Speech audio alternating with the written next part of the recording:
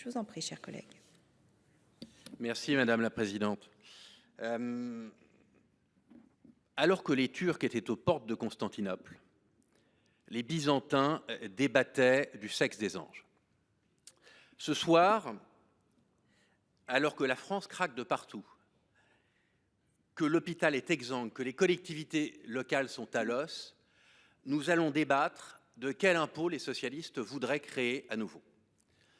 Comme si la frénésie créatrice d'impôts des députés ne suffisait pas, comme si nous n'étions pas déjà les champions du monde des prélèvements, et comme si nous étions les seuls au monde à croire que nous pouvons combler 170 milliards de déficit en augmentant à nouveau les impôts. Ce débat est donc à tout le moins, mes chers collègues, décalé pour ne pas dire lunaire. Il permet toutefois de comprendre que si la gauche était au pouvoir, il y aurait une seule alternative entre l'augmentation des impôts et l'augmentation des impôts. La vérité, pourtant, mes chers collègues, c'est que le seul débat que nous devrions avoir aujourd'hui, c'est celui de la baisse de la dépense publique. Les Français y sont prêts. 82% des Français déclarent qu'ils préfèrent que nous baissions la dépense publique plutôt que d'augmenter à nouveau les impôts.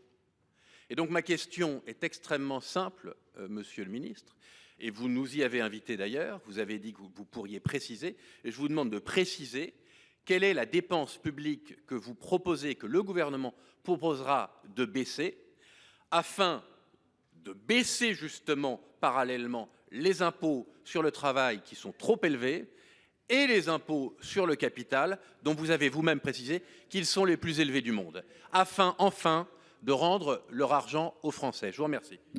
Merci, Monsieur Capuy. Monsieur le Ministre.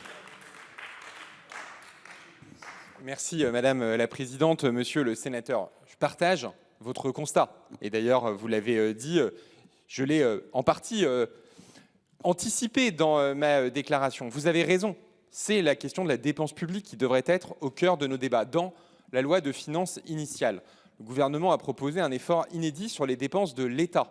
Un effort dont on n'avait jamais vu l'ampleur en valeur, qui va être extrêmement contraignant par les ministères, mais c'était extrêmement important de pouvoir montrer l'exemple.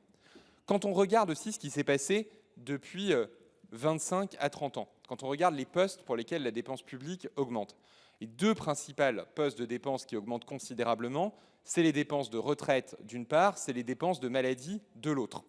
Et la raison, elle en est assez simple, c'est le vieillissement de la population qui, en grande partie, tire les dépenses de retraite et tire les dépenses d'assurance maladie.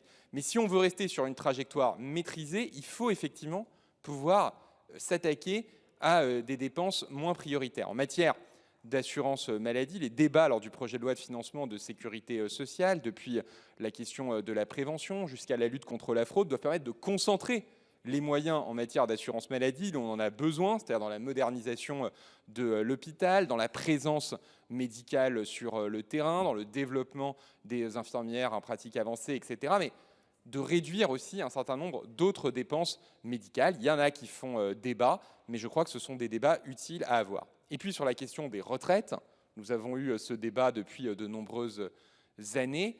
Il est évident qu'à l'avenir, il faudra continuer à travailler plus longtemps.